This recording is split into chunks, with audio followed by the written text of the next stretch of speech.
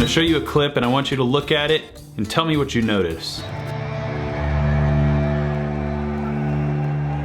Maybe you notice that that's Tool about to play Schism, but you also notice every single person in the crowd has their phone out. And there's a reason for this. It's something I felt so compelled to share with you, something I've never seen at a concert before. My plan was to document what I love about Tool through taking little clips from their songs and seeing what I learned live and breaking it down here in my studio for you guys. But then on the ticket email, I saw something interesting, something I've never seen from a rock show. No camera or video use permitted. And I was like, well, how am I gonna make a YouTube video? I guess I'm not making a YouTube video, whatever. I'm gonna be fine. I don't like having my phone out. I really only do this for work. I really didn't think anything of it after that, other than the fact that how are they gonna control everybody else? I mean, I'm fine, I'm respectful of anything a band would ask, but maybe not everybody else is, and there's gonna be thousands of people there with cell phones in their pockets. And Maynard James Keenan, the singer for Tool, said something that I've never seen a performer do. And I wish I could have filmed it for you, but it would be the antithesis of everything he was saying in this moment. So let me just convey. He addressed the crowd before the show started, and he told us,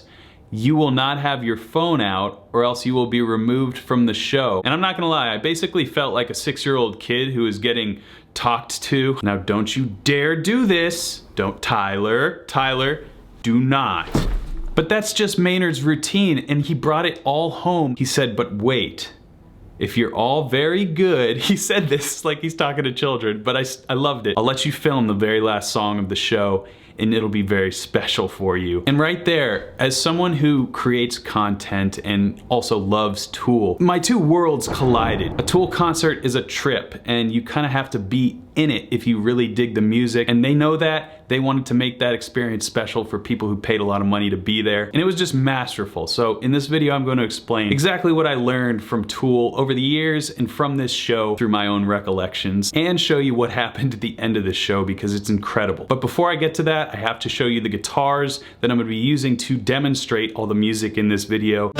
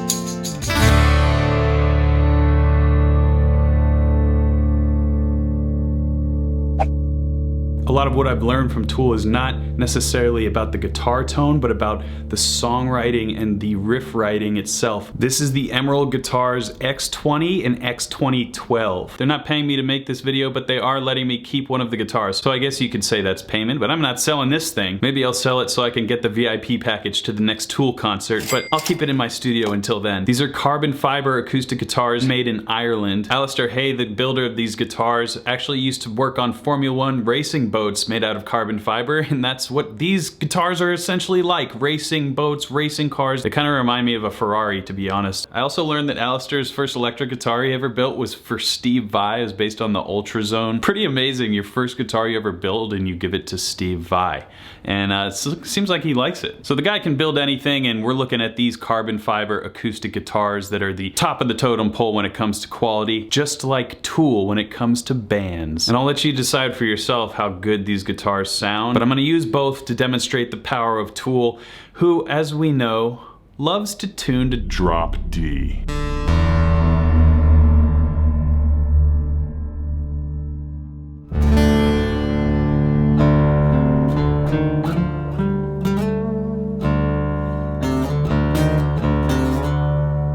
When I first started learning Tool songs, it was really more about understanding the harmony, and drop D, as I've noted in other videos, is a great way to use a droning D note to explore different scales and really get the harmony in your ear of Tool's sound.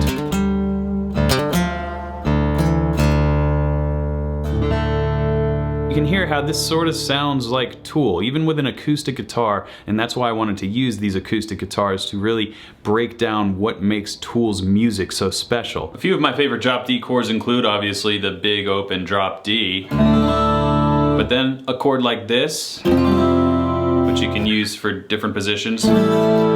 Just make sure to mute the appropriate strings depending on what your root note is, and then another movable shape is this power chord with the 9th on there.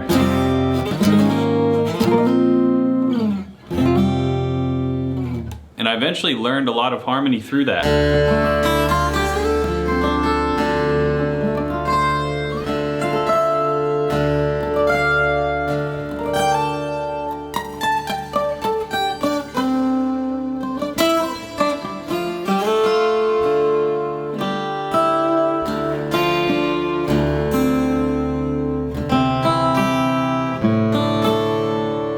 Which leads me to the next thing that I learned from Tool. Time signatures.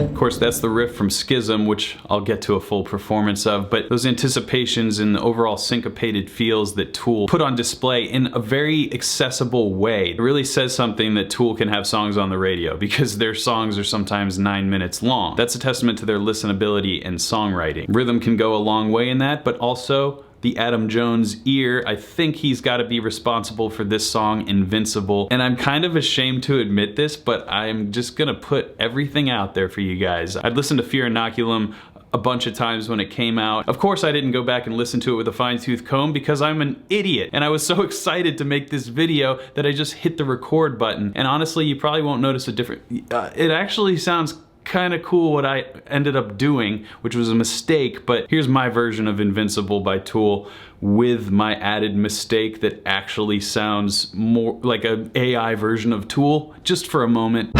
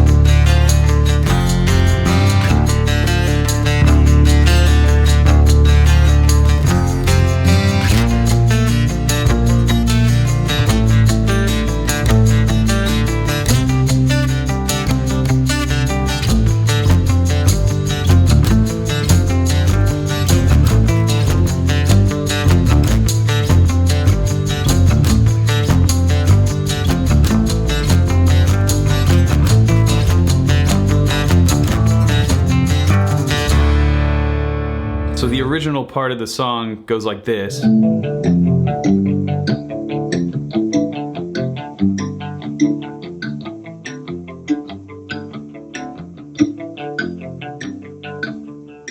when that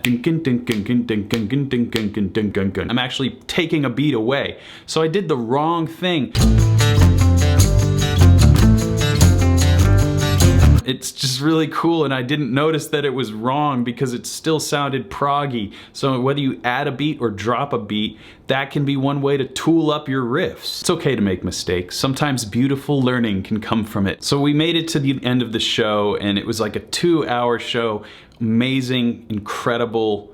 I think the best live band I've ever seen. I thought that was Queens of the Stone Age, but I think it's Tool now. The sound of the band was just insane, and I'm gonna play you now what we were allowed to film. Everyone takes their phone out. It was honestly just a special, unique experience, especially with this many people. How can one man control an entire room of thousands of people not to take out their phone at a Tool concert? Like, inherently Tool fans are good, so I guess it's okay and is a testament to the Tool fans, but really, it's insane power, and it demonstrates the awesomeness of this band. So here's what Maynard James Keenan had to say to us at the end of the show. Here's the thing. If your light's on, then we have no choice. We have to come down and shit right in your mouth. Hands are tied. That's just the rules. So if you like the taste of shit, feel free to, that dickhead right there. He's right. You guys are great. Thank you very much.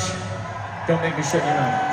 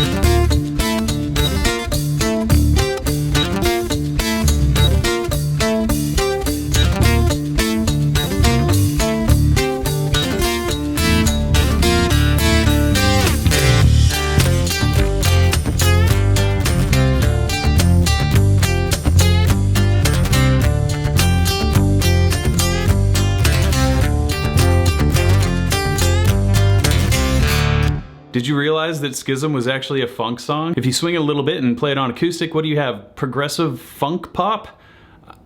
Cool. But there wouldn't be a more appropriate way to end this video with literally the best part of the Tool show, and the entire reason that Maynard James Keenan was like, hey, just wait for the last song, okay? You're gonna want to wait for this. You're gonna want to film this. He basically did my job for me. He gave me a beautiful show that I got to enjoy with the awesome people I was with, and gave me the most perfect social media fodder that you will enjoy. It was almost a religious experience, and I'm so grateful and happy that I was able to see it. And I thank you for checking this video out. Thank you to Emerald Guitars for providing the guitars for me to put on display my passion for one of my favorite bands of all time. And I hope you'll check them out. There's a link in the description. Let's get to the diamond dust. Prepare for goosebumps.